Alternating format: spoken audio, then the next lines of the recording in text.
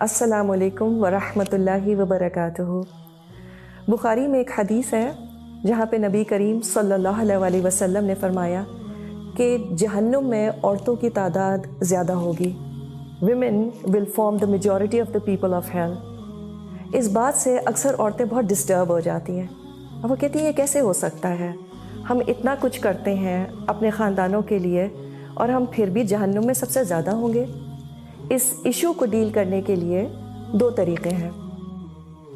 ایک تو یہ کہ اس حدیث کو کسی طرح سے میں غلط ثابت کر دوں، trying to find some kind of flaw in this because according to my logic it doesn't make sense.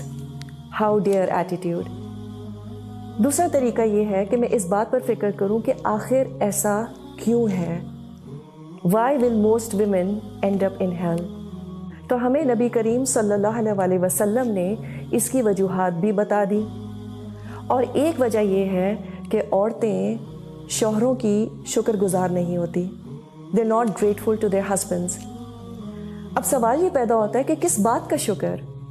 یہ کہ وہ مجھے مارتے نہیں ہیں دوسرے مردوں کی طرح، یا مجھے صبح شام کھانا کھانے کو دیتے ہیں، مجھے کپڑے بنانے دیتے ہیں، یہ تو سب میں خود ہی افورڈ کر سکتی ہوں۔ کیا مجھے جہنم میں اس لیے پھینکا جائے گا؟ تو پھر میں کیا کر سکتی ہوں؟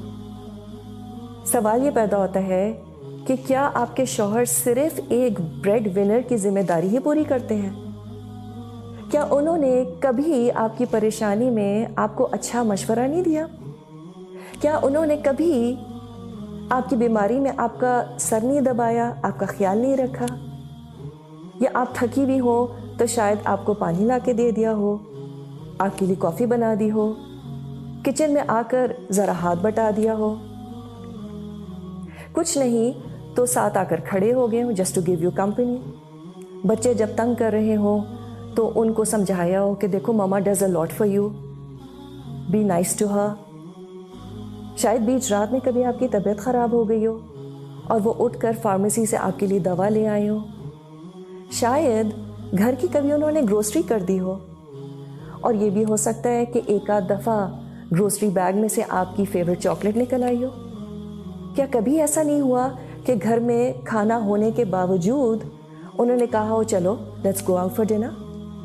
کیا یہ کبھی نہیں ہوا کہ گھر کی چھوٹی موٹی چیزیں، کوئی نل کا خراب ہو گیا ہو اور انہوں نے اپنا آدھا سنڈے اس کو ٹھیک کرنے میں لگا دیا ہو؟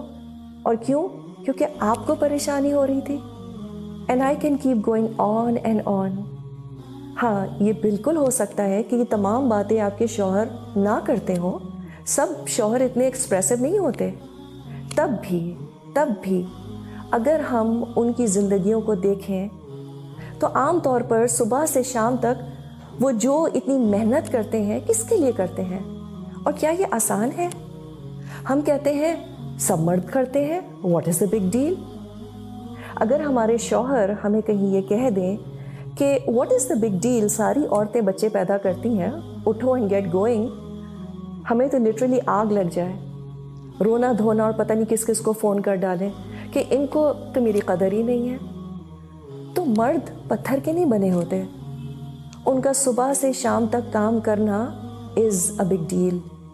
اور ہمیں کرنا بھی کیا ہے اپنے آپ کو جہنم سے بچانے کے لیے؟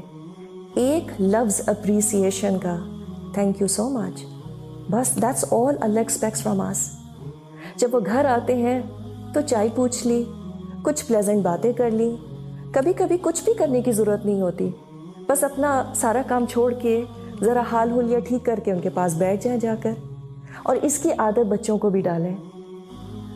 کبھی مائیں پکنک وغیرہ پر اپنے بچوں کے ساتھ کرکٹ کھیلنے کی کوشش کرتی ہیں، تو میں تو ایٹ لیسٹ اپنے بچوں کو کہتی ہوں دیکھو ایزی بال کرانا پلیز۔ اللہ سبحانہ تعالیٰ is so merciful to us women, he knows us too well, sometimes he gives us such easy balls to play, مگر ہمارا سارا فوکس کس بات پہ ہوتا ہے؟ But why. تھوڑا سا ذرا ہاؤ بھی دیکھ لیں، it can't get easier than this. And to think of it, Allah نے چھوٹی چھوٹی باتوں میں ہم عورتوں کے لیے اتنے بڑے بڑے ریوارڈز رکھے ہیں۔